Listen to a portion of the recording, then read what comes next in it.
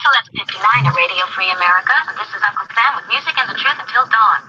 Right now, I got a few words for some of our brothers and sisters in the occupied zone. The chair is against the wall. The chair is against the wall.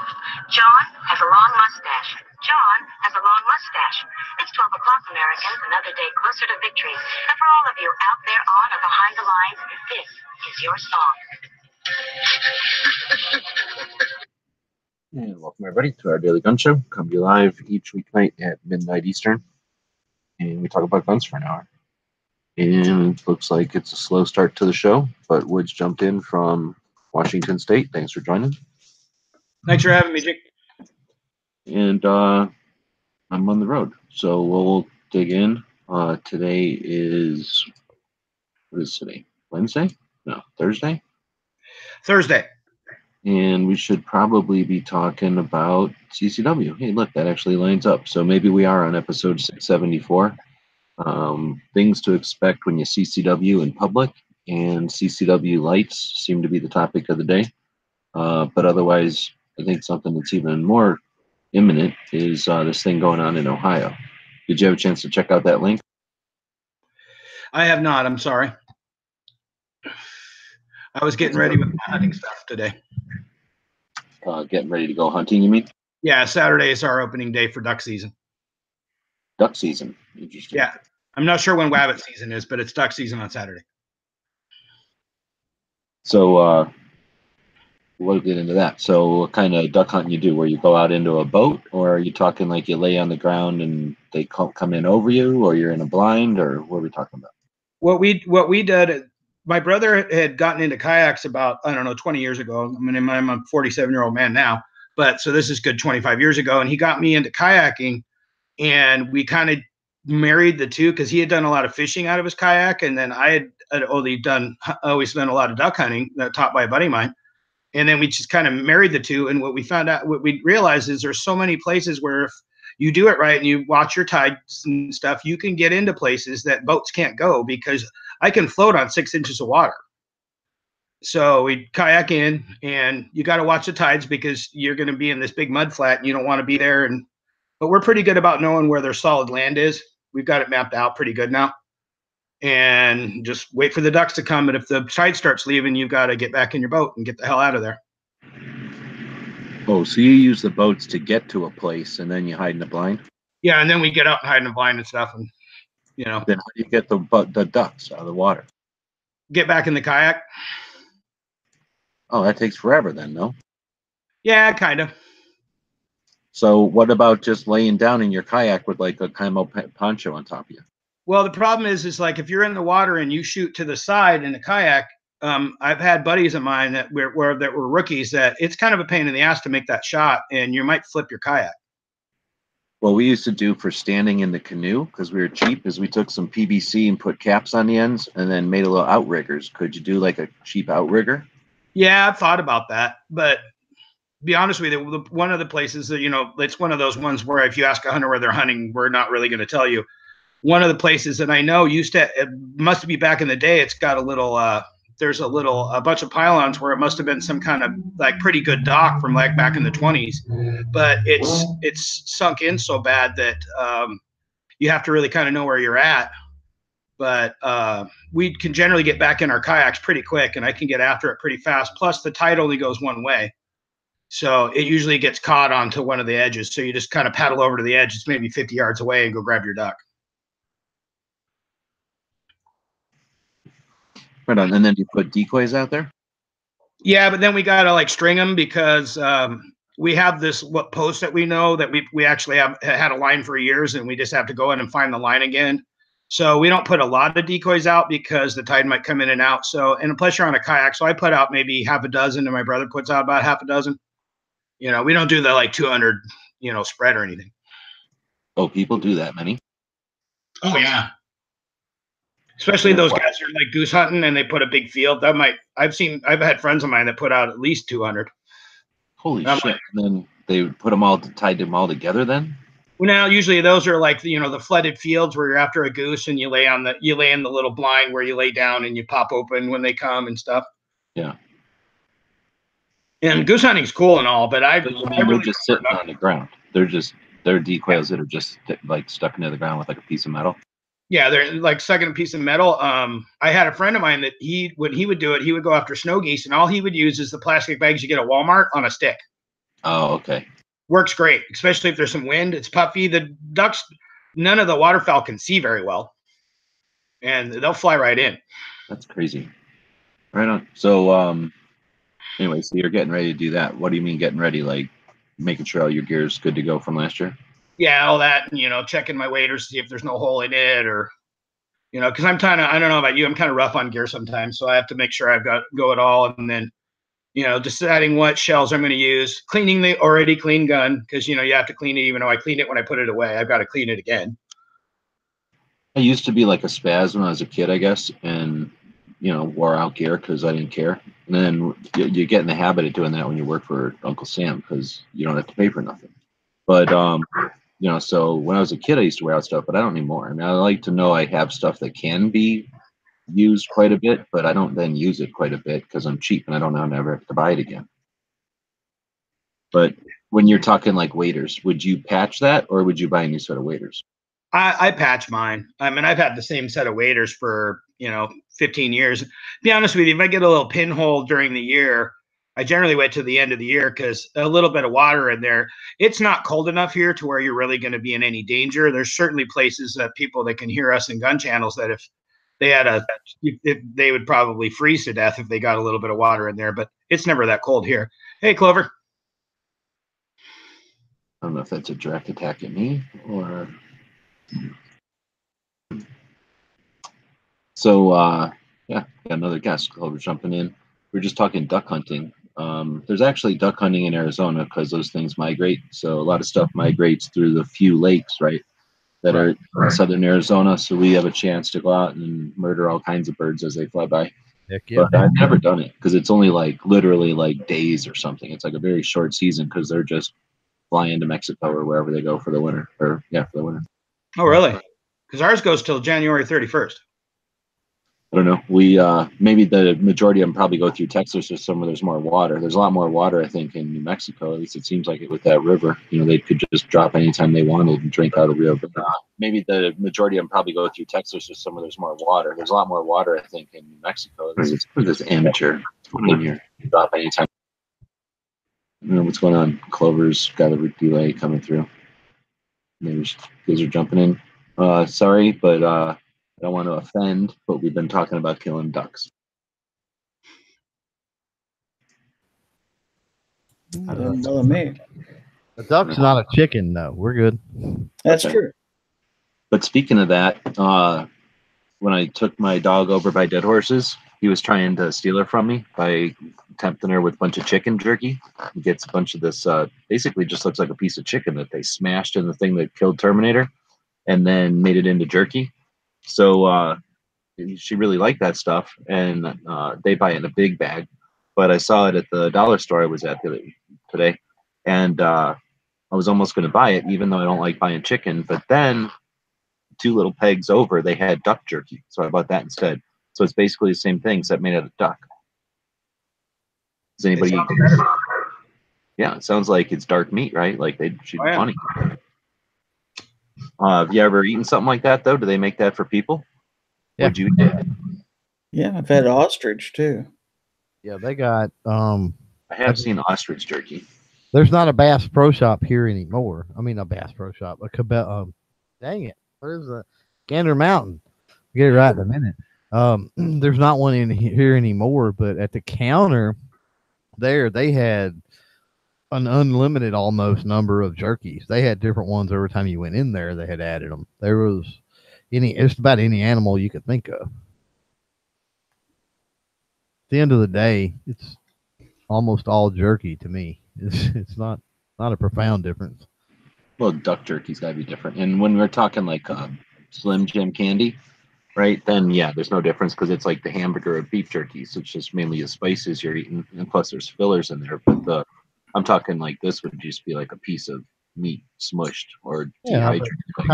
Smush it and dehydrate it out. I mean, but that's you still. I'm just saying when it's just a piece of meat, it's got to have more of the flavor of whatever it is, because chicken's going to taste different than duck.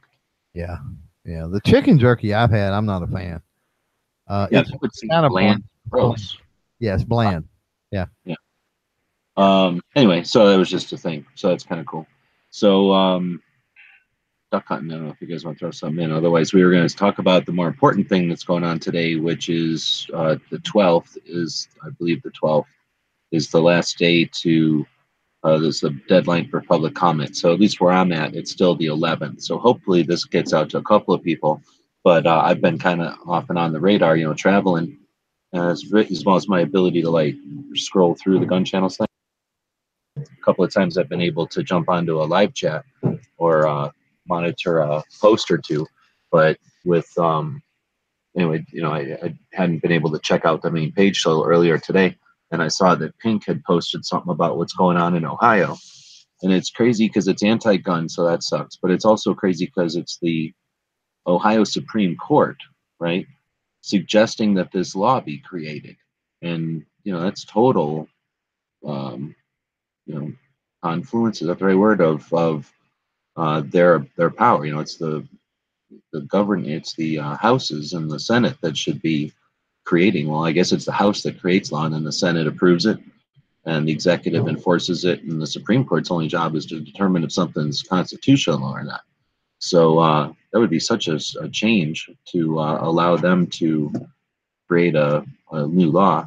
So anyway, I thought I'd throw that out there. We put the link into the description of the video and in the text chat over on YouTube and on gun channels, and thought we'd chat about that a bit just to give people an option to hear about it, chat about it, and put it out on the radar again on the internet so that it gets a little bit more coverage potentially. Do it up. Yeah.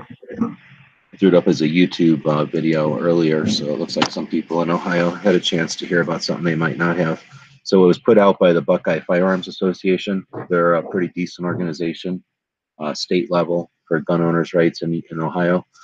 They're actually another cool thing about them is they've got I think that's where we get most of our quotes. So they've had a really cool website for a long, long time that talks more about firearms than just legislation. Which just keeps it bearable, I guess, a little more fun. Anyway, so this is reading from the article here, which was only put out on the 8th. So even though this is extremely last minute, this whole article hadn't really been known about until the 8th. Sorry, I'm watching somebody beat the hell out of their vehicle here in the parking lot. The rules change has been, let's see. In a shocking move, the Ohio Supreme Court has proposed amendments to the rules of superintendents of the courts of Ohio that will empower law enforcement to seize guns.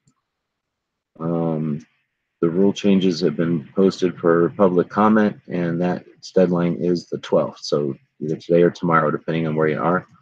They have the emails in that link that I posted, and it says that some of those emails are bouncing, so they also include some phone numbers. And to get to what is being proposed, again, the Ohio Supreme Court has proposed that a rules change that would disarm and force those subject to civil protection order to surrender their firearms, ammunition, and concealed handgun permits to law enforcement. So anyone who gets retaining, what is that called? A civil protection order? What's another word for that? A restraining order? Would have to, the police would then need to go over and take their firearms, their ammunition, and their CCW. They would have just 30 days to return, to file to get their guns returned. And if they didn't do it within that 30-day window, their guns and ammo would be disposed of as unclaimed property. And then there'd be a whole nother procedure for getting their CCW back. And it would create a registry, I guess, in the process. So it seems like a horrible, horrible thing. I don't know who would come up with such a thing. But again, this is pretty much last minute info. Well, it seems like it's not only a violation of the second, would it be a violation of due process? Well, I think they said the 2nd and the 5th. Yeah. Like you don't, like somebody just can file a thing and you don't even get a day in court or anything? Like, that doesn't seem like a thing. Right. Basically, the court would have to, the person would have to go to court and say, here's the reason why so-and-so should have a restraining order I should get a restraining order against this person. And I don't know if you need to be there to face your accusers for that or not. I'm not familiar with that, or if it's a state-to-state thing or how that works. But then, potentially if the person didn't have to require you to be there, if you decided not to show up, then without even being present, they would then have the authority and the obligation to take your property and the ammunition for your property and your permit to carry. And you would have to pretty quickly react to that, or face loss of all your property.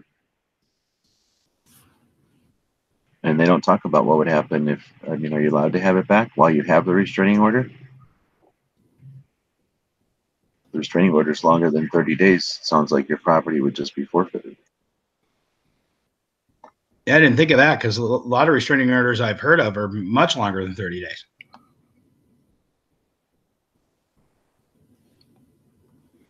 The way the article talks, there's no clear method of getting your gun back either. This also reeks of that whole BS about take the guns first kind of ideas.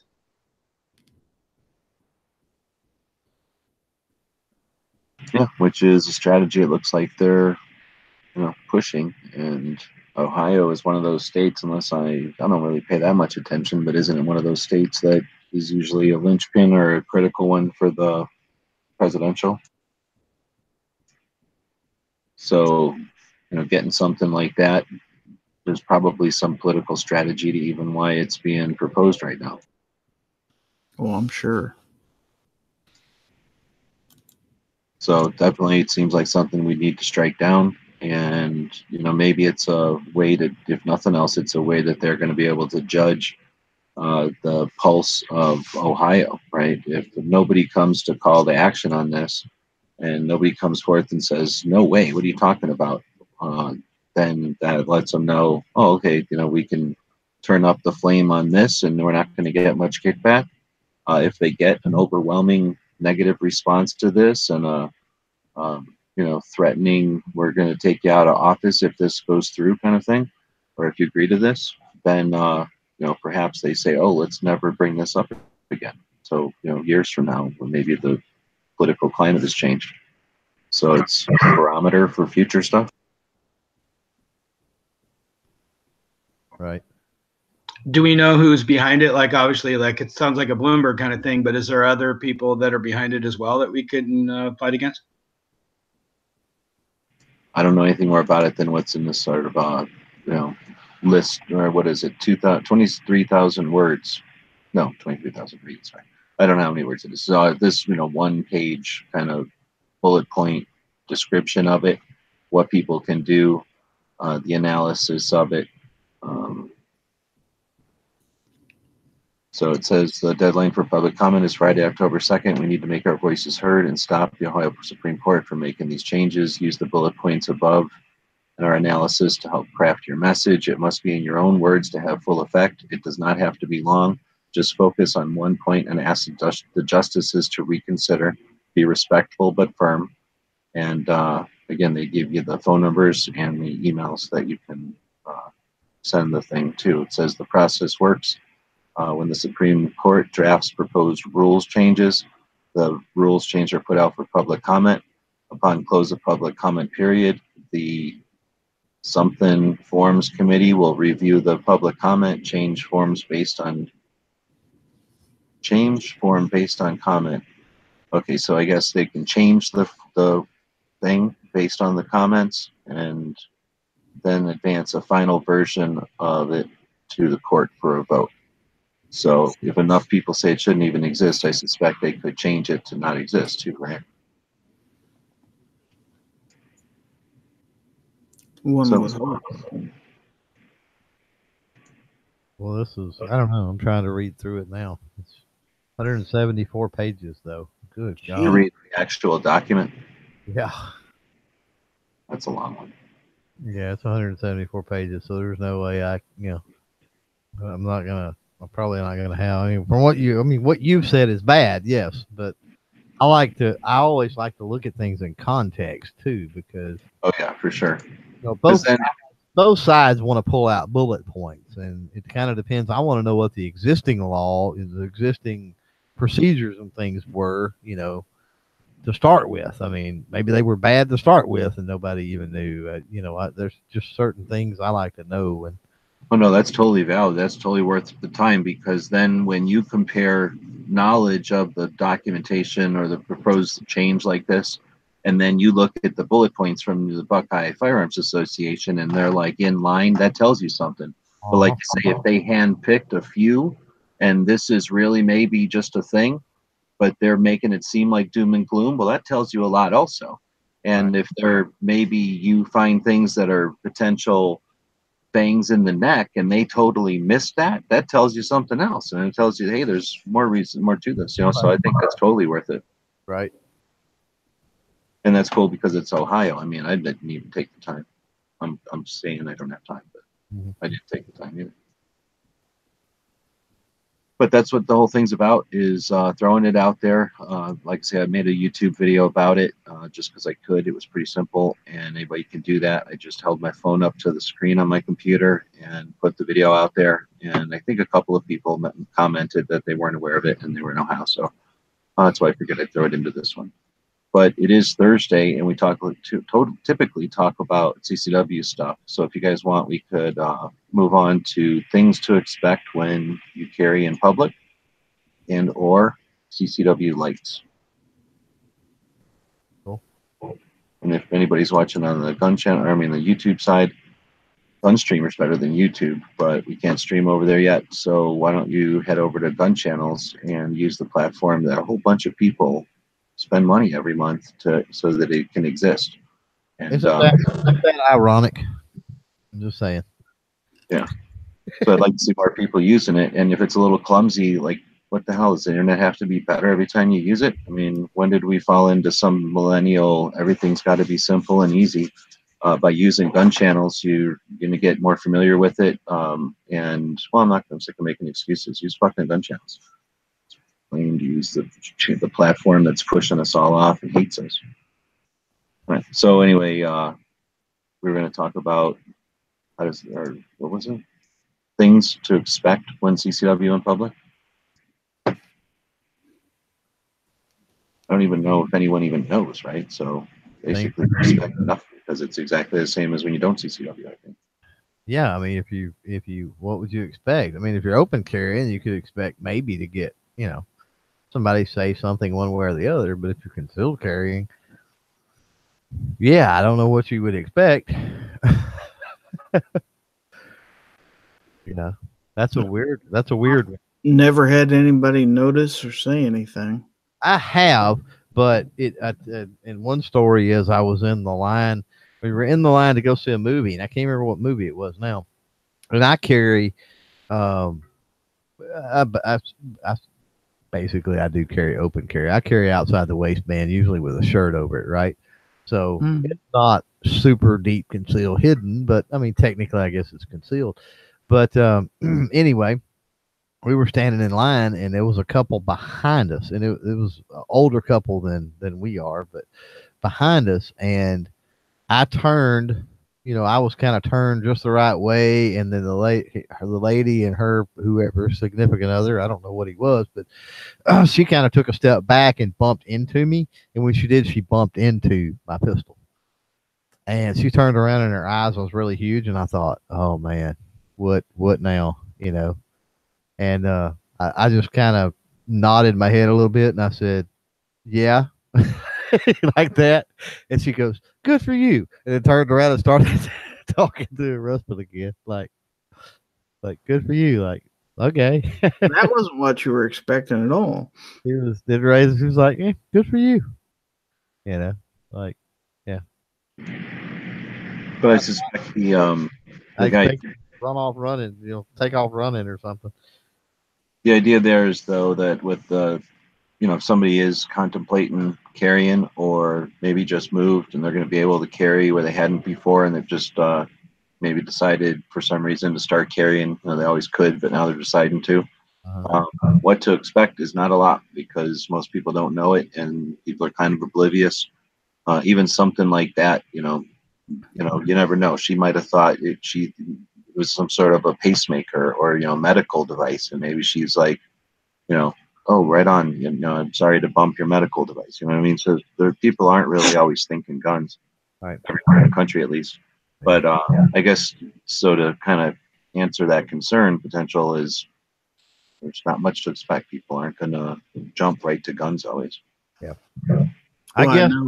I know that I didn't even buy my first pistol till I was 55 years old. So here I am, concealed carrying for my first time. And you're almost always certain that everybody and their buddy knows you're concealed carrying the first time you go out. And it takes a while to get used to it, to the point, where you realize nobody's paying any attention to you.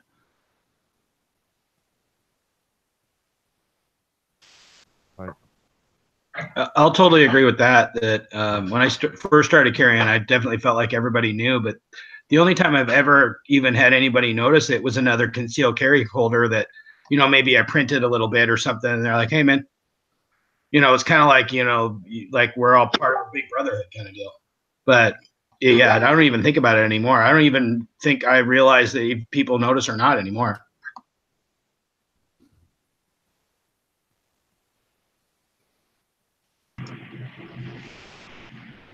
And I don't know what else we could say about that. So, anything want to throw anybody want to throw anything in there about the lights? I don't talking about weapons mounted. I'm not a fan, so I don't have a lot to say about that, honestly. I just started looking into that because I got a Ruger Security 9 recently, and before that I always just carried revolvers, so there's no light to mount on it. And so I've been kind of looking into that, but there's so damn many lights now that it's a little confusing, I'll be honest. Well, it says CCW lights, so we don't have to restrict it to weapons lights. I am obviously the opposite. Clover, I like having weapons lights. It doesn't usually exclude any other kind of light, so I'll have a task light usually, and if I'm going out at night specifically, I'll have an actual strong, CCW light or whatever. Also, I definitely have one of those in a bag nearby, usually anytime, because that's something you're going to want just to get out of a building that goes dark, or bad storm happens or something, and all of a sudden what you thought was going to be a nice sunny day turns pretty dark and gloomy. That's when those handheld, I should say, like some size of a roll of quarters and bigger, that kind of light is super handy. Yeah, we had a power go out the other day in the school, and the boys still needed to go to the bathroom. And I rigged my my CCW light out of my pocket so they could at least still see when they were going in the bathroom.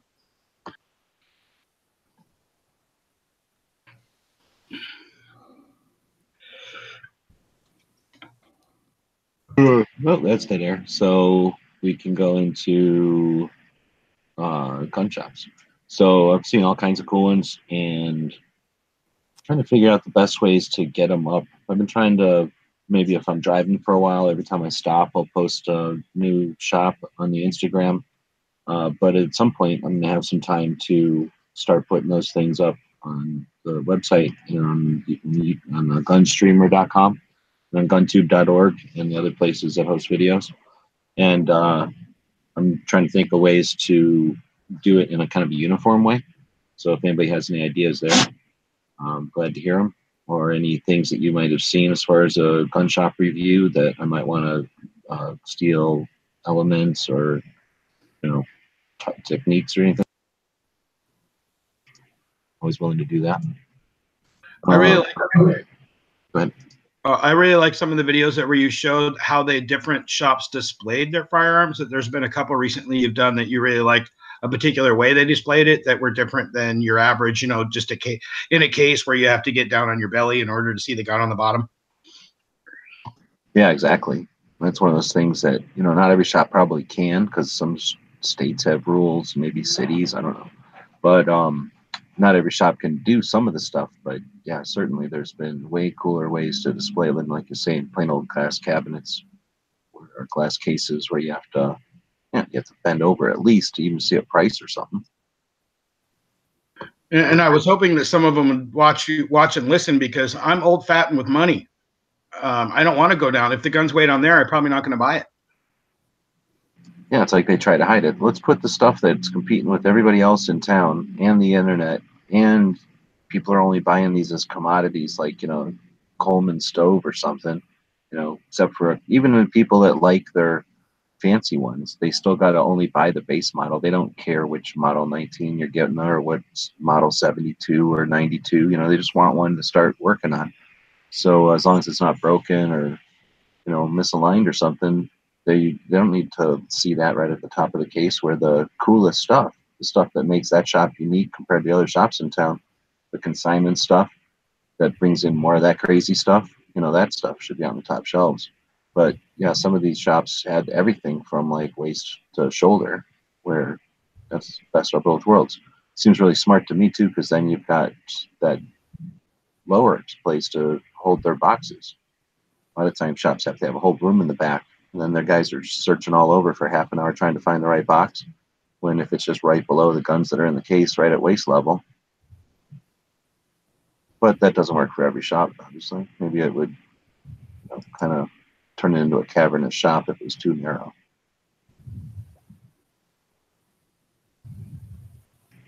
Anyway, so we don't have to come up with ideas tonight. I was just going to go back and look through Instagram a little bit, and I don't know, give me a number, and we'll go back that many gun shops and just start talking about them. 7. 7 looks like this one, and I guess I'll try to screen share here, and everybody will have to see our secrets here. So quit typing secrets for a minute, and then boom. Is that working? You're seeing the gun shop now? I don't. Well, there's a reason I don't. There we go. Now it's locked on for me. Okay. At least the outside world. Right. Yeah. Okay, so I guess we're starting 7 ago. Thanks. This one's called Rocky Mountain Discount Sports in Riverton, Wyoming. So it's pretty cool. I showed up at like 7 something into this town, and they were still open. So number one, I wanted to eat, and I wanted to get an idea from somebody who lives there where to eat that wasn't stupid chain restaurant, right? And that might still be open at this late in a little town in Wyoming. So this is on the Wind River Indian Reservation. It's a cool little town. I spent some time there back in the olden days. So it was cool to see a shop that was still open. So I went in, took a look around. I was blown away. It's a huge, huge shop. They got this giant Bigfoot right when you walk in. So Yankee will have to, I should have shown him today. You got all these mounts everywhere. This gives you an idea of the scale of the shop. Wow. This half of it was like girl stuff and clothes, right? But this half of it is guns and outfitter gear. So people fish up there, they hunt up there, they snowmobile. So it's way more than just guns. Pretty decent gun selection though for a outfitter. Some little old stuff like these Frontiers. You don't see those very much. Or wait, Freedom Arms, sorry. You don't see those very much. This gives an idea of the clothes section over there. And I'll have a lot more pictures for this one. Anyway, neat little big box store, except in a little tiny town. And feel free to jump in with any of this. We're just kind of going to whip through them, or whip through a few of them. Next up is this is Wind River Outdoor Companies. This is the next town over, Lander. And again, I went to a local place. I actually went to an Ace Hardware first. To see if they still had guns, but they just had ammo. And then I asked her where to go find a gun shop that was cool. And she said, oh, you got to check this one out on the top of the hill. So that's their gun section. It's not the biggest, but these, again, are an outfitter. So, you know, maybe some of these people will like just show up and then they buy all their crap, like right there. So they had some neat stuff. This was their own designs. I posted one of those earlier. And they got a little bit of everything. Huh? Oh, those shirts. That's kind of cool. Yeah, and it's neat to see that they got their own design being made locally, and they had a couple other things. I just thought that WY was cool. Yeah. The problem is they had it as an embroidered hat, and then they had the silkscreen or whatever T-shirts, but then they had a sticker, but they didn't have the patch. So I got some stickers for our Patreons, but no patches.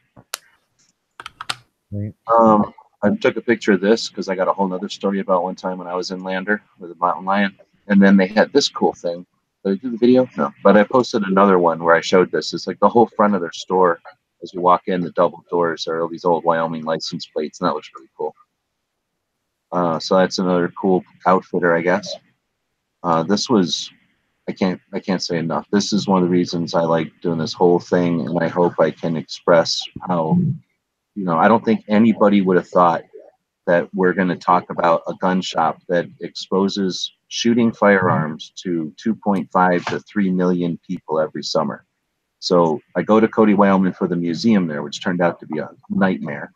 And then I met up with the people at the Dug Up Gun Museum, who are super cool. And they were closed. It was their off season. So I got there and it has a note on the door, closed for the season. I'm like, dang it. I drove all the way up here to see these museums, and the other one was a miserable failure. So I called this place actually before I even went to the other one. And as soon as I saw they had that sign, I thought, well, I'm going to call them, right? Big deal on the internet. I can open doors. So called them and said, look, you better open up. And they're like, oh, shit, the guy's sick, and he's got his mom just died, and his dog's ill. I'm like, I don't care. Open. And they did, right? But anyway, they're like, show up at noon.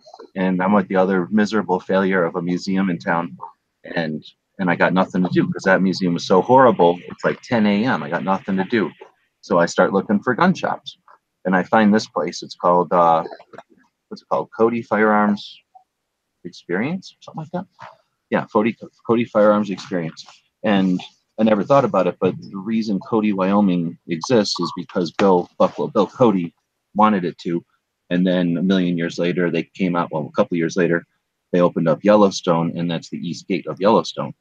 Yellowstone's like our number one. It was our first and our largest national park. So people from all over the world come to look at Yellowstone, just like the Grand Canyon. And 2.5 to 3 million of those people go through that east gate and live, hang out in Cody, Wyoming.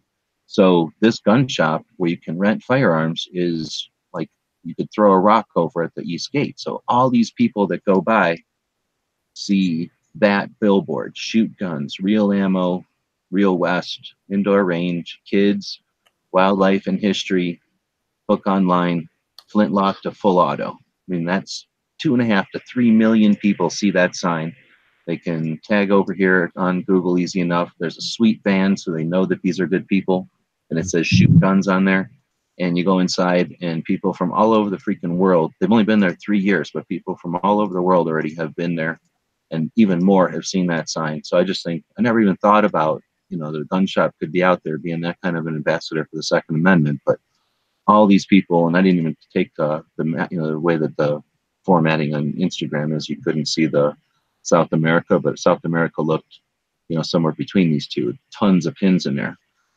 So that's people that don't have guns in Australia, that can't have guns in China, that used to have guns in Europe and think they're so good, coming over here, and they're shooting everything from lever action guns to full auto, super comfortable environment. It's brand new and everything's really nice.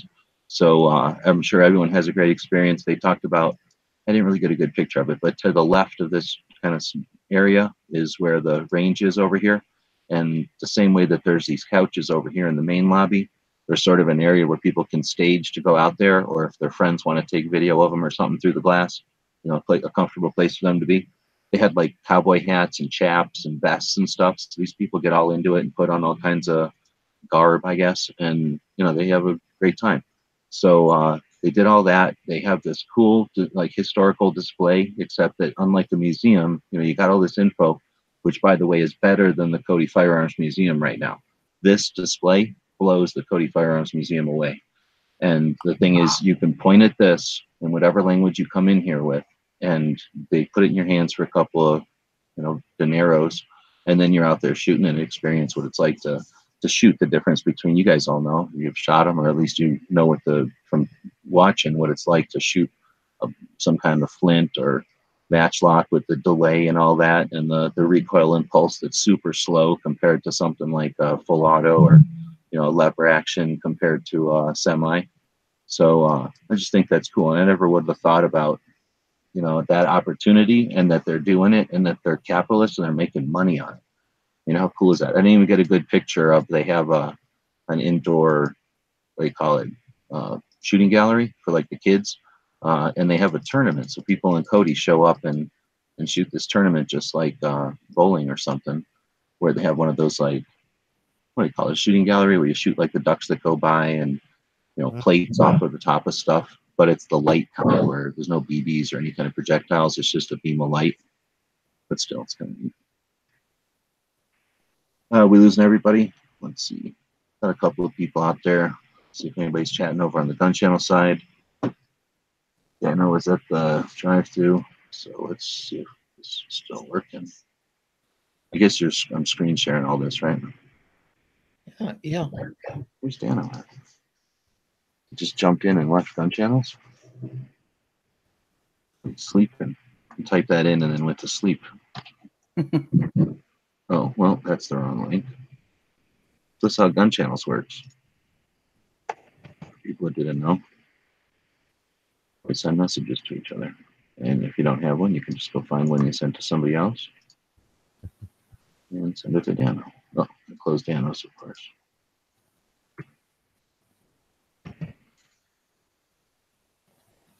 And now he's screaming. All right, so that's where we were. Next would be I posted this because I got sick of watching selfies last weekend. So I posted 36 gun shops with my vans doing a selfie. That's 36 of them. So then we'll go to the Cody Dug Up Gun Museum. This place was awesome. Like I say, they were closed for the season or whatever, and I called them and I'm like, is there any way you can open? And I came all the way up here, and I'll do anything. And then they're like, oh yeah, no problem. So basically they just asked me to show up at noon because they wanted to clean up, they said. So I don't know, maybe they pulled like what am I trying to say, like covers over the glass and stuff like that, stuff didn't get all dusty. But they didn't really, I just said, hey, do you mind? I came into town to see this. Is there any way I can just take a quick peek? And they're like, yeah, come in at noon so we can clean up. So, yeah, I went in there. I met them at noon. I had a chance to check out a couple of different gun shops first, so it worked out perfect. And turned out they just literally opened the shop for me. I don't even know who it was. It just, without knowing who I was or anything like that, they just were, there. So they said, okay, yeah, we'll open it up. But it is a seasonal thing. And it's free, absolutely free. They work on donations. If you like it and you want to leave something, do. There's no recommended number. I saw 20s in there. I saw dollars in there. Just have a big jar somewhere with a slot at the top. And just the coolest place. So I did chat with them. They don't allow pictures, but I was asked if I could get a couple of like general pictures to kind of explain like what we're doing here. And you can see that there's all these little displays, and they are kind of in order as you walk through the place, and they're labeled, so you have an idea of what kind of era you're looking at. And then it's the whole upstairs of this building, and this is Bello, and then this is the guard dog. So there's no way you can even get in here, but this is kind of what it looks like. And you're gonna, each display is chock full like this of all kinds of cool stuff, but 99% of it is guns. And each of them have a little description, either where it came from or what's the deal, the conditions of it and stuff. Same thing. People come from all over the place to see this. It's been there for 15 years, and he's been collecting for 30. This is one guy's collection, the owner. And again, to give you an idea of what it looks like. So this place was legit the coolest place. The guy is so awesome. I'm hoping he'll, I don't think he'll ever have the chance to get on gun channels. He's a pretty active dude, but man, we sat there. I got there at what I said noon, and then one with a confirmation voting at like 3:45 Eastern. So we were sitting there for like hours just bullshitting. And then I'm like, oh, well, they're, as we're talking, he has a TV on, and they're doing the vote for what's his face to be a Supreme Court judge. And I was like, oh, do you mind if I just wait and see the end? He's like, oh yeah, sure. So it was a great time. Definitely worth checking out. I left him $20. I don't know, I guess decide what to throw him. Have you ever thought about maybe at the end of this trip putting something together that would be continuously evolving of what I'm going to call, in your opinion, the top 20 gun places? They could be stores, but they don't have to be stores in the U.S. in your life so far. Oh yeah, that's a cool idea. I actually saw a guy. I wish I could remember it. If you type in firearms museums, I bet you'd find it, because that's how I found it, I think. Arms. I mean, there's a lot of cool museums, but there's also a lot of cool stores. Well, I know, but I'm going to show you if I can find this guy. It's like just some guy's name. If I can find it real quick, I'll show you what I was talking about. But when I saw this, I thought to myself, this might be it. This is the way to do the website. So he's got this, right? So you can click on it and whatever. But then if you go down like this a ways, he's got this. And I was thinking about doing something like this for, but it would work exactly, it would work well for exactly what you're talking about. And then just sort of give them each a rank, and then let them get sorted by, you know, whatever they get on their cool factor, on their like quantity of stuff and their ability to get to it, their how long they've been around or whatever. Yeah, because if people, let's say, are going on either a business trip that they have to go on anyway, or they're going on a vacation, they can look up, gee, this is only 60 miles away, and it's obviously really cool. It's on the list. Yeah, no, that's the whole point too. So it is, that does exist on gunshopreview.com, but it's just been kind of plain vanilla. I'll have a chance to work on that in the future, and that's definitely a thing I'll add to it, because that does sound kind of cool. All right, so then had some stuff with the scouts there and decided to go to where I can actually work. So went south, but I continue to post some things. So I forget what number we're on here, but this is a shop that's been around since 1914 and or 1912. It's amazing. But anyway, it's been around for a long, long time, and it's in Salt Lake City. So Salt Lake City is kind of unique because of the Mormons, and they spend, I guess they don't have I think they do have a percentage that they spend on prepping. So anyway, they're all about prepping and firearms ownership. This is right downtown, between the downtown center of Salt Lake City and the school, whatever it is, the university or something there. And so it's kind of been like that artsy area of town with a lot of bars, and you know, it's all hip and trendy. So they got these cool murals everywhere, and those are local artists that do them, but they're actually themed. So if I get a better picture of the outside, like this is the snout of a little black lab, and there's a shotgun set in here, and that's like a Remington themed one. This is going to be a Vortex Optics themed one. I think it's in the works of being painted, and he switches them out every so often and stuff. But really, the inside of the store is what you go for. It's just huge, and it's kind of not really a maze, but it's not just laid out in a plain old grid. So you really tend to walk around it and experience a variety of stuff. They're like the CZ leader, whatever you call it, like the CZ main dealer in the area. So they have like the entire lineup, just tons of old consignment stuff, lots of new stuff, and then not, you know, just all different eras. This is just a portion of their ammo section. This is like, you know, waist-high ammo, pallets of ammo all over the place. That is so cool to see pallets like that. I mean, I'm used to seeing shelves, but to see pallets is just like, oh my God. Yeah, and this doesn't even show you. Like I got a video coming where I walked around a little bit, I think. Reloading set, and that wasn't even the like loose box ammo. This is just the pallets of ammo. There's a whole other section. I don't know if I got a good picture. Entire pallet of just one thing. Like this is rows and rows of the boxed ammo, you know, of all the different fancy kinds. This whole back area is reloading stuff. I think Dead Horse says that this is the best place to buy reloading stuff in town, as far as cost. Then they had this again, you can't really tell. This is one of like 3 tables that are all jammed together with pallets of ammo under them, but everything in there was 50% off, and you know, kind of a root around in the bargain bin type of thing.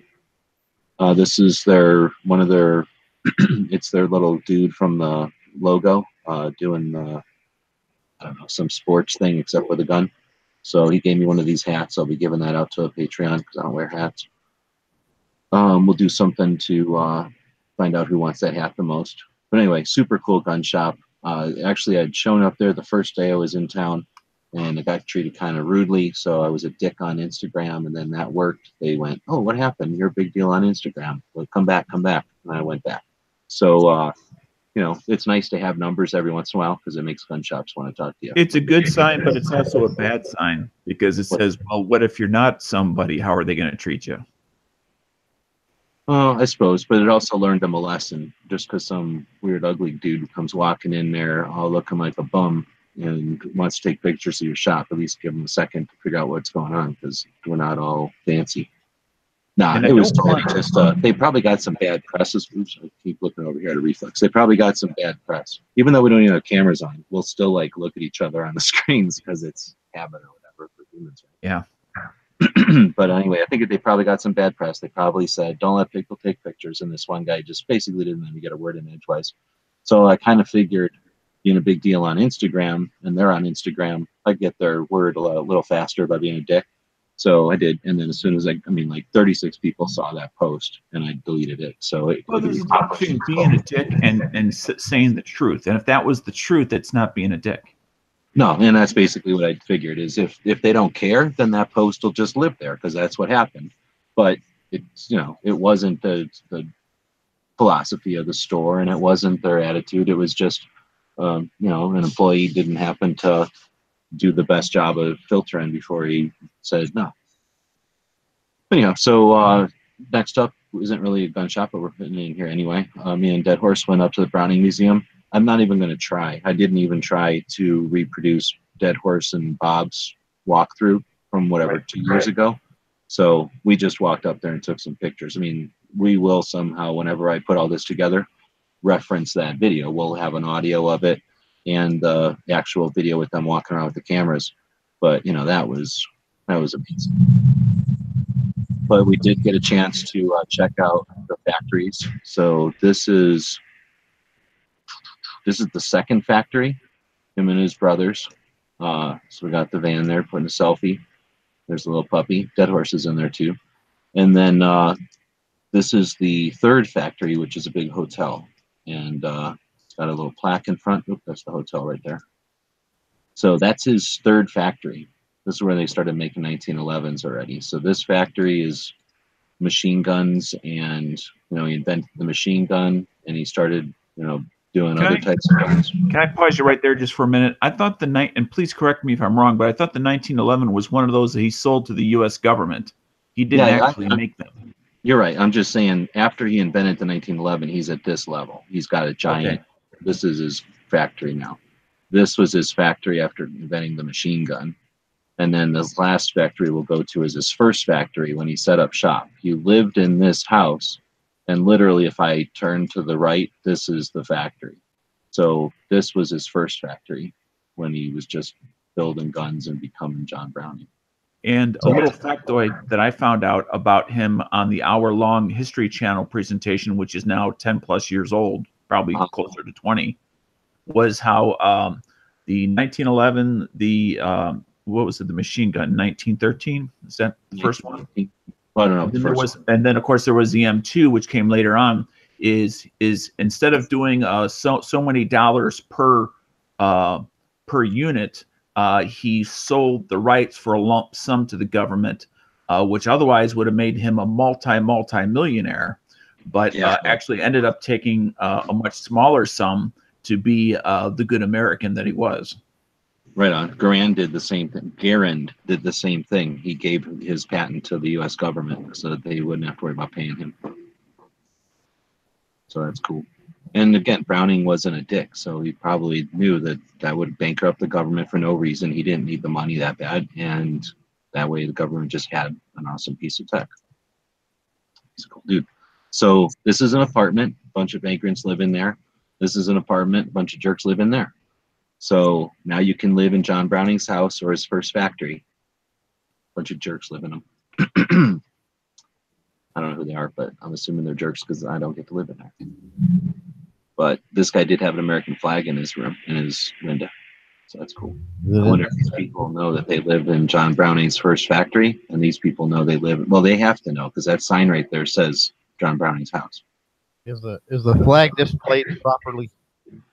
It's hard to say. I don't like seeing it in a window, period, because it gets faded. But when you put it in a window for display from the outside, yes.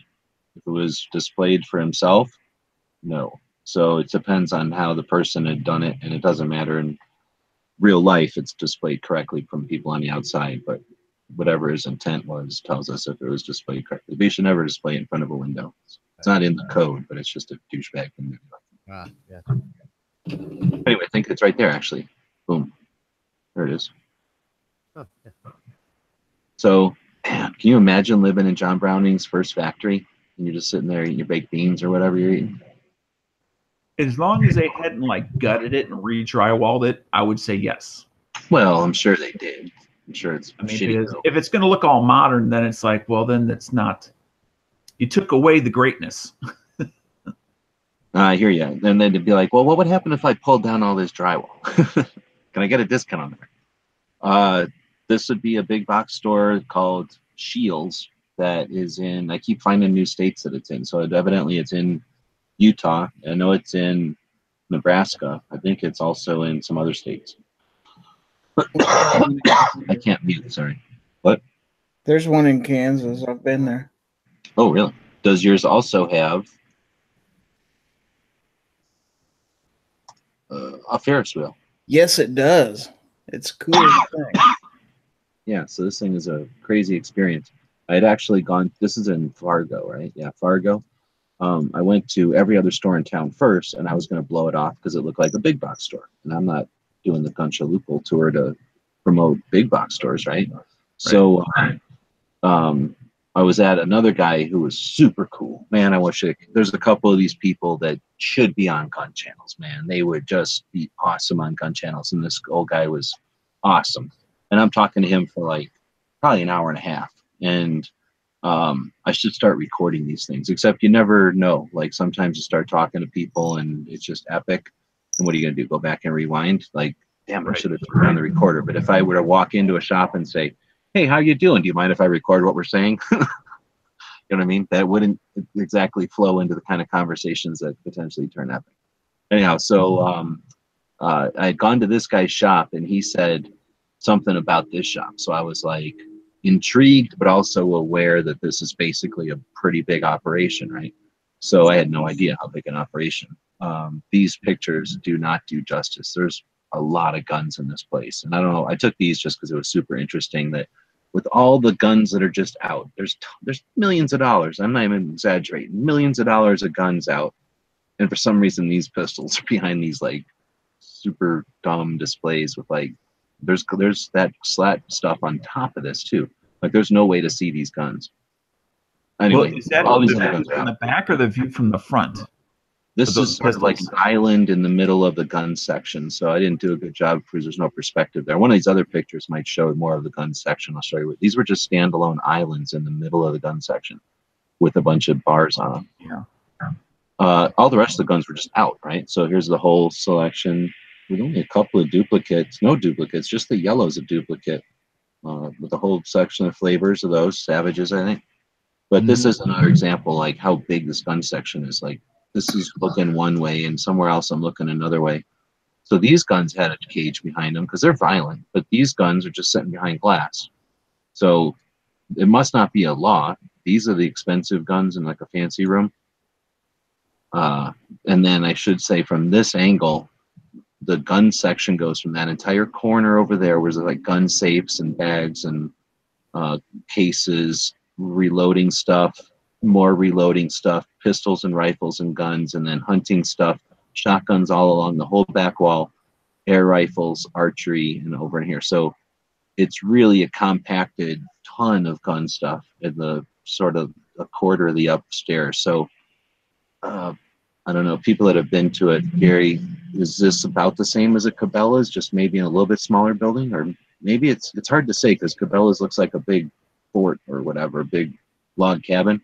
And this doesn't? Yeah, Cabela's is more spread out. It doesn't have two floors like this, or at least ours doesn't.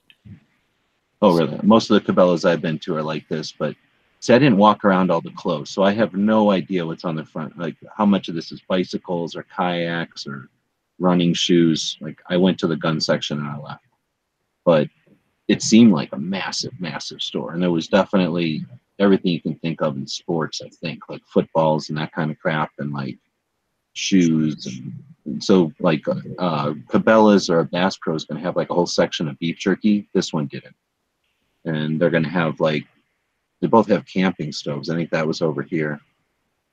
Anyway, really interesting store, super big. I don't know if I must have a picture of the shop here. So this Ferris wheel is in the middle. This isn't even the Ferris wheel opening. Like this is a whole different opening. It's like a giant square or a giant cross.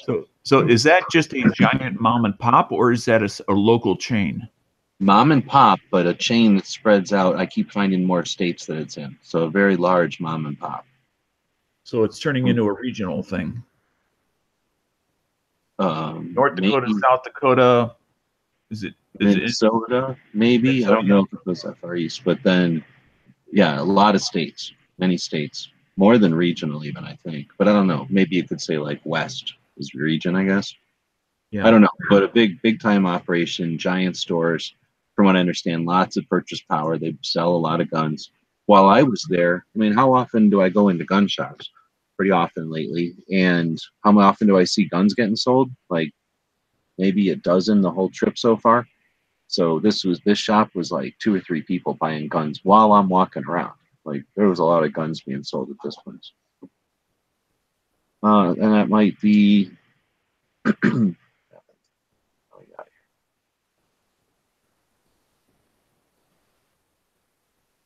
back again. Okay, so I think that's the end. And we'll end with Dead Horse. Thanks for being a good host. Here's his little puppy. He's got a little tiny puppy. And then well, that's the one that he literally rescued from the jaws of death. From my dog? No, I mean from that dog when he found it was that close to being gone. Yes. That's when he helped him. That's back to health. Extremely sick. And that's the little bed she lives in, and the little dress she wears underneath one of her little dresses underneath of the cabinet where he's doing his chatting and reloading and stuff. And then they made me one of these. Well, they had made a set of these purses for their dog who's gone now. So they gave this one to Mello. So now she has little purses. And this is them running around. There's this dog without her dress. And this is his dog jumping like on her back legs up in the air like a monkey in order to give my dog a little kiss. Uh-huh.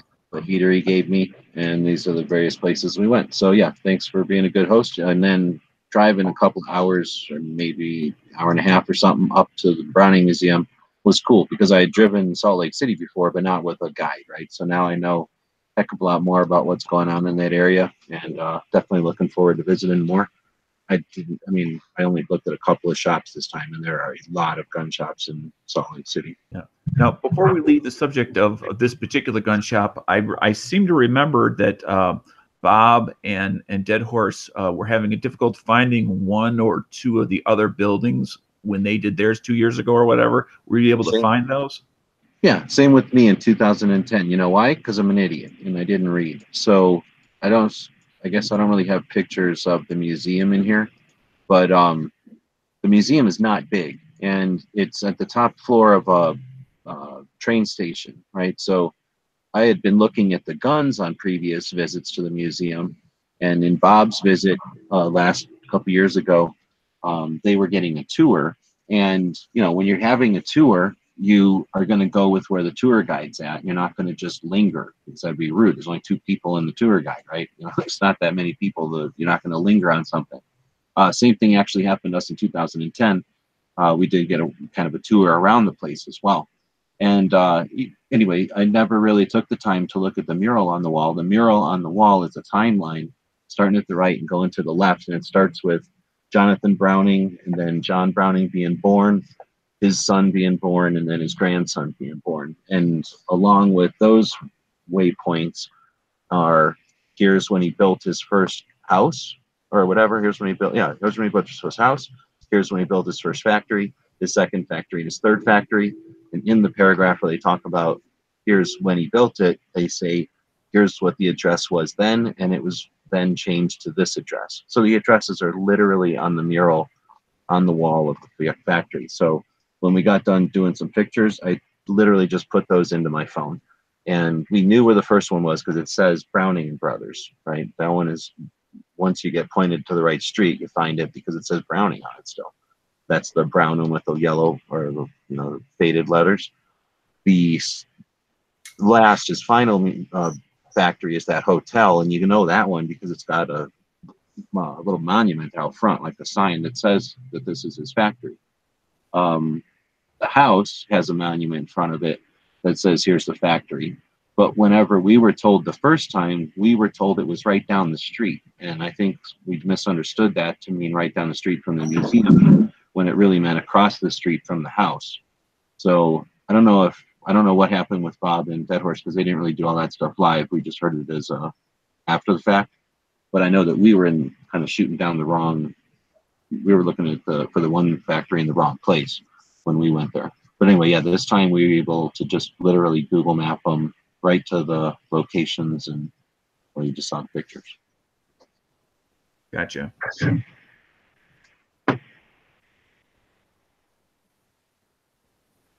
Yeah, let's do Member of the Day Dead Horse. That's a good suggestion. So yeah, Dead Horse is a pretty good dude, and he always hangs out. And for whatever reason, he didn't jump in today because he knew that we were going to be making him the Member of the Day, and that would have been awkward. But yeah, good dude. That's why we built Gun Channels. People like him and others can hang out, be cool, contribute to the conversation, and share their experiences and their two-way experience. He has helped me personally in so many different ways. From when I was a brand new newbie reloader, and I'm still a new reloader, but you know, getting over that, you know, apprehensive hump start, so to speak, and getting started in that, he helped me a lot. Along with Tony from Illinois, he also helped me a lot. But we're talking about Dead Horse. And he also helped me a lot of times with, you know, just general questions, what I'll call AR platform questions. And a lot of times it was trying to source out parts for whether it be an improvement or I'm building something and I want to maybe get a little bit better fire control group or something like that, just as an example. He has all sorts of, he's through purchasing, he has lots of it for himself, lots of experience with real world customer service, as well as, you know, the sale of the product and the quality of the product of these different vendors out there. And he does an outstanding job. And, you know, it's not that he's my only source, but he's one of my go-to sources. And I've really benefited from knowing him. And it's been a great experience, and proud to call him part of Gun Channels and a Gun Channels member. Can I piggyback on that one? I would definitely never even considered reloading before I met Dead Horse, and I'm gonna completely agree, Dano, that there's a million different questions I've asked Dead Horse, and he always has the answer. And if he doesn't, he can usually find it. He's found all kinds of great discounts for me that I didn't even know existed. Like he's the man when, you know, you built Gun Channels. He's the one that's just out there helping everybody all the time.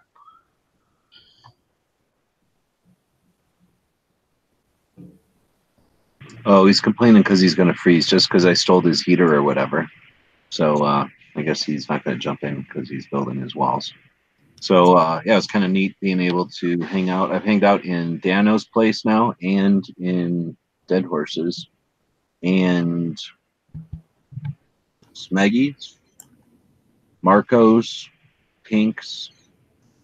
So I've hung out in a couple of places to see what it's like on the other side from when you're chatting with people. And it's just like when you meet somebody and you only hear their voice all the time, like radio people or politicians or whoever, you know, that you look different than you expect.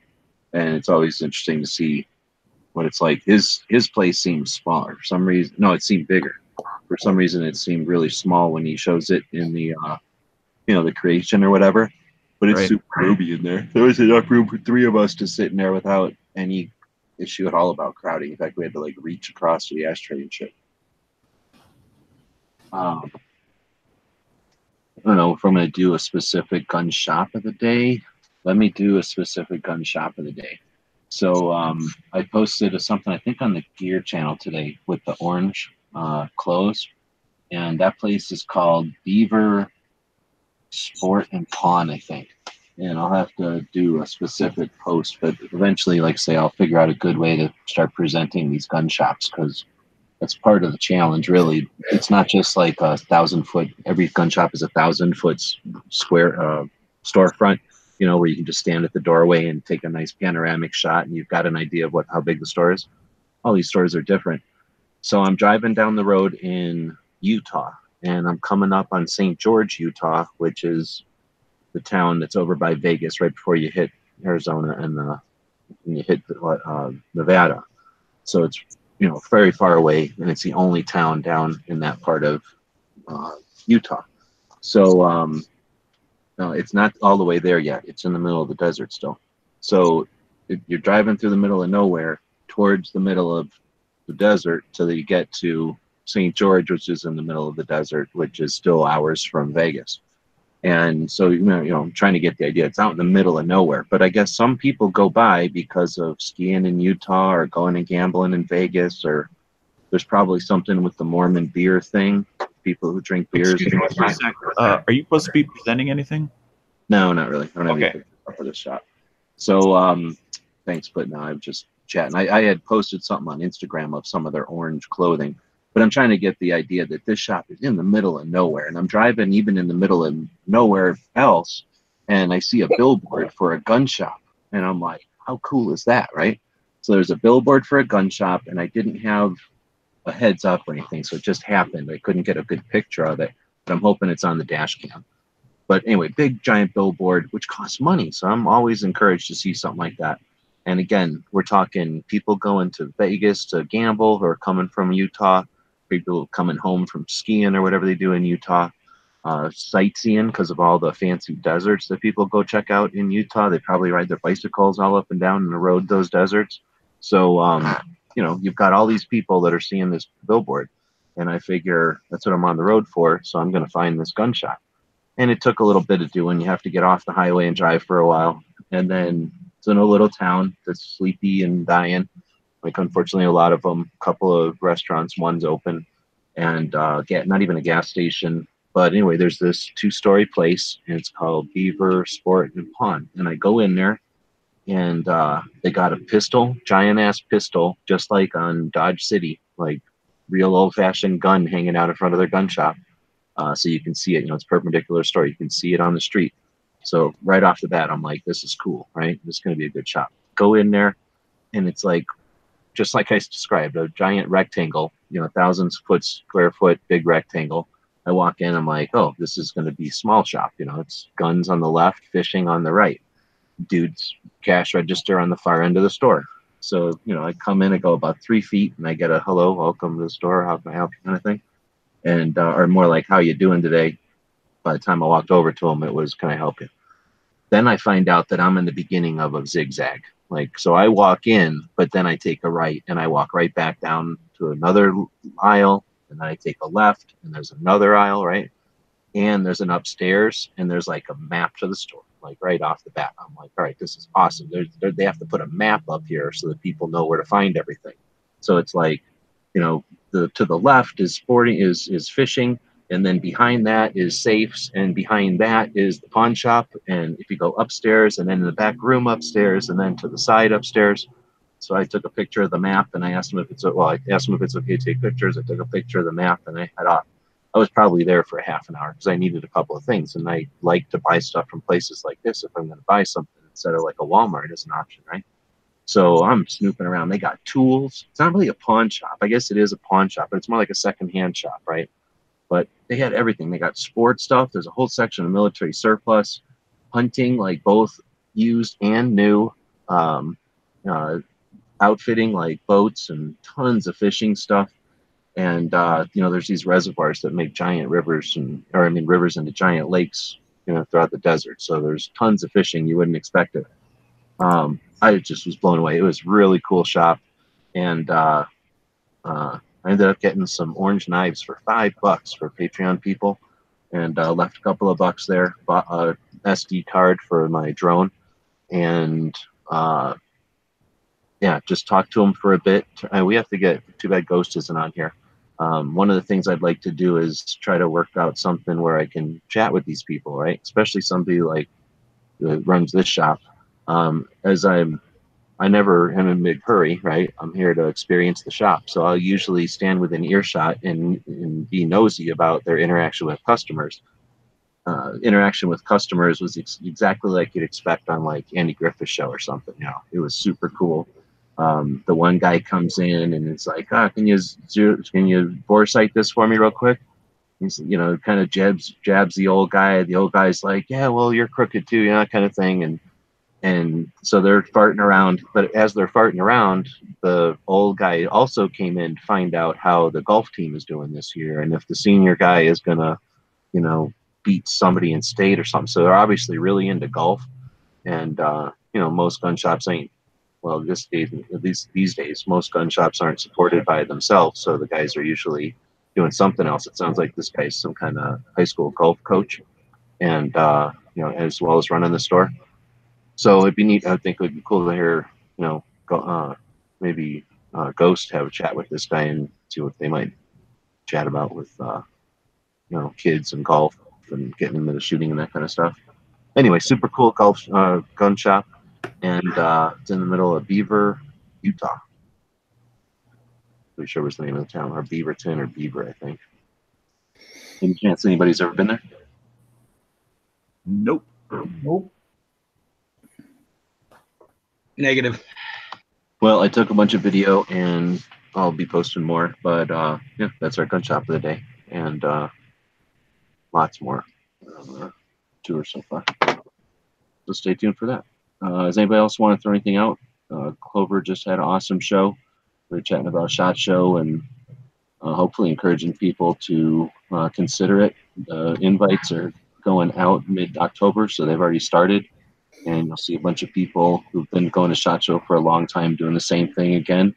So, if you got sick of that or you just want to see something different happen, then be part of it. That's what it's all about. They don't care how big or fancy you are or what you've already done. If you're interested and you're willing, they're going to probably let you in. And if they won't, we can make it happen anyway. So if you're interested, consider it. Watch Clover's chat. It's an excellent primer. Did we do one we did one last year too, right? We got a couple they could watch. We did several last year. Yeah. When you guys were getting ready and some of the other guys needed a little kick in the butt. I'm sure we'll have some more between now and then. And we got Wanamaker coming up, so we'll be doing something about that. But otherwise, what do you got coming up? You already did your Wednesday show. What do you got coming up Friday? I got can't even remember the guy's name now, but Beaching Tactical. And he does some paracord stuff, and he does some stuff for for dogs, like dog collars, leashes, different things like that too, and some I don't know what you would call it, if you would call them like Molly packs maybe or something like that, but little pouches and things of that nature. A lot of cool little knick-knack stuff. Right on. And he also has a channel too. It's the Preppers Bunker Outdoors. I had to turn around and look at the patch.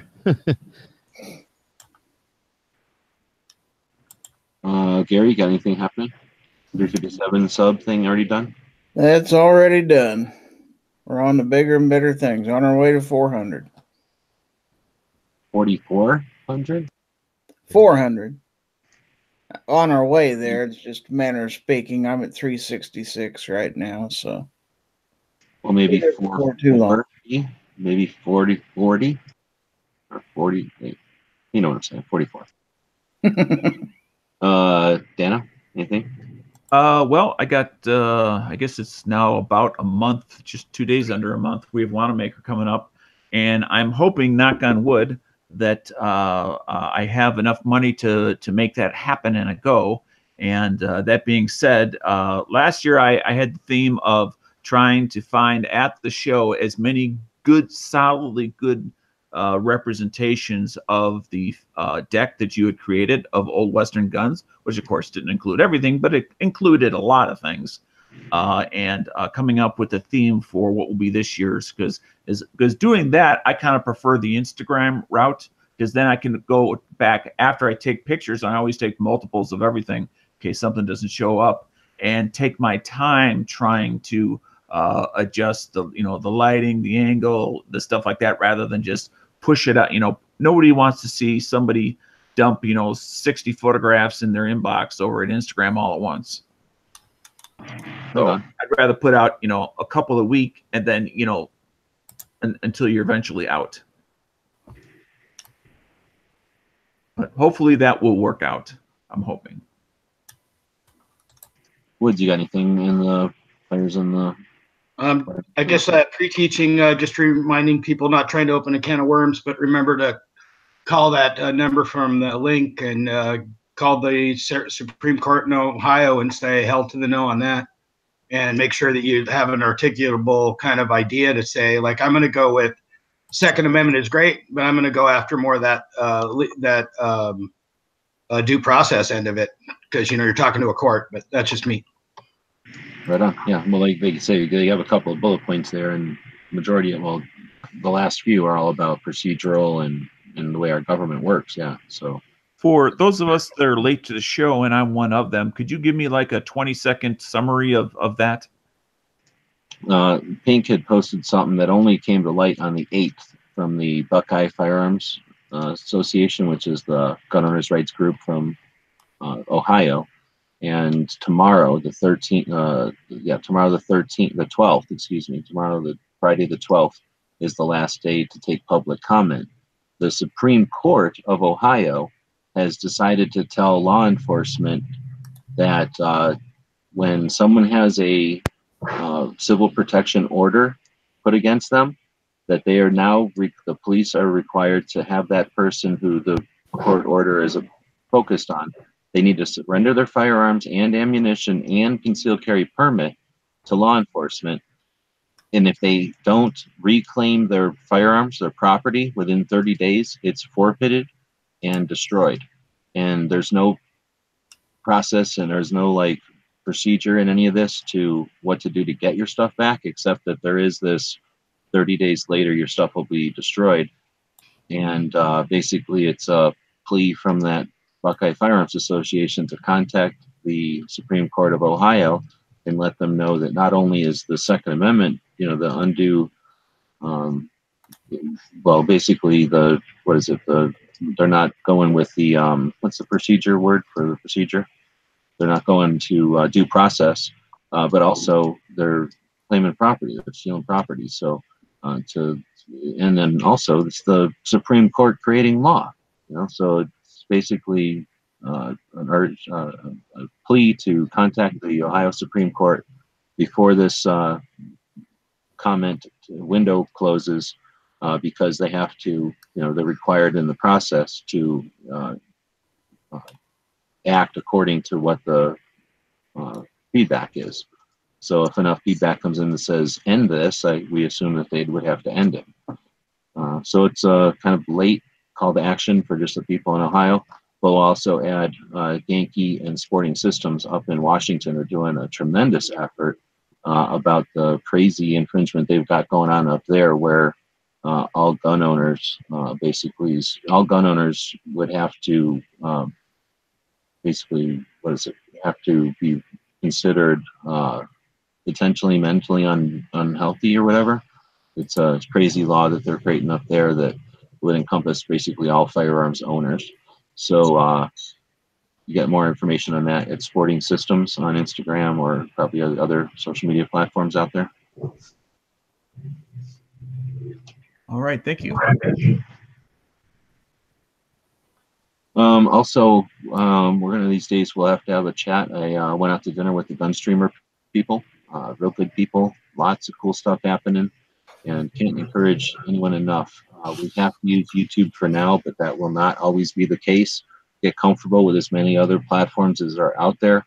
I encourage you to use the platforms where we know the actual people who are creating them and running them and developing them. They're doing that with our input. They're doing that to create platforms that allow us to do the things that we'd like to do, so that we don't have to be confined to what YouTube allows us to do. And the more that we continue to use the outdated, bloated, shitty platforms that hate guns, means they hate us, then we're not doing anybody a favor. So Gunstreamer is 3 people, Austin, Paul, and Ashley, who are putting in the effort. They're literally putting their heart and souls into this, and they're listening to feedback, and they're developing the future there. So, use these things that we have available to us, but also remember that part of that is using the new stuff that's out there and doing it with some intent.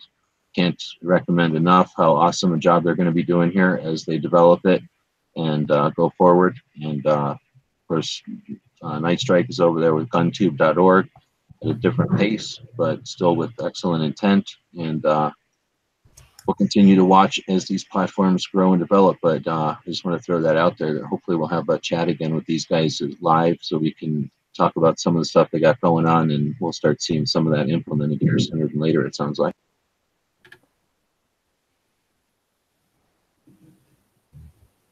Cool. All right, well, with that, I'll say thanks again to the people on Patreon who support what we're doing here. They keep our stuff online. They keep me on the road. And we've been collecting lots of interesting stories from these gun shops, and we'll be efforting towards sharing that with everybody in new and interesting ways. Thanks for watching.